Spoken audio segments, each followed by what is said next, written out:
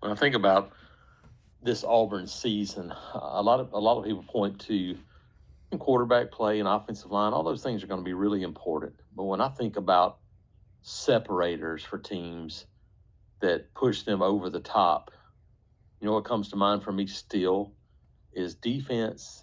And it's not just bend but don't break defense. It is attacking, taking the ball away from the other team defense. And I think about, great Auburn teams, and that's kind of what they've had. Even 2010, you think about that team and you go, man, it was Cam Newton, but when Nick Fairley and those guys created some havoc up front, and I start to think about, what's it going to take for Auburn? I mean, last year, defense played well. They did a good job. They were 104th nationally in turnovers. Only created 13 turnovers last season, and there are only 20 some odd teams that in the country that created fewer turnovers than Auburn did. And I think of the major schools that were on that list, Georgia Tech's the only one that had a winning record. They were 7-6. Meanwhile, you look at the top of that list and you go, hey, what does it mean to create turnovers?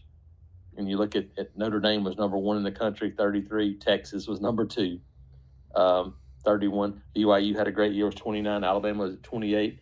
Colorado, much improved season for them last year, had 27. Duke, 27, good year. Clemson, Penn State, Indiana, in that mix. And you go, well, they have in common, they all had good seasons. And offense gets a lot of talk, and you got to go score points. But I really think that scoring points comes off of that defense getting the ball back to the offense, giving them in plus situation.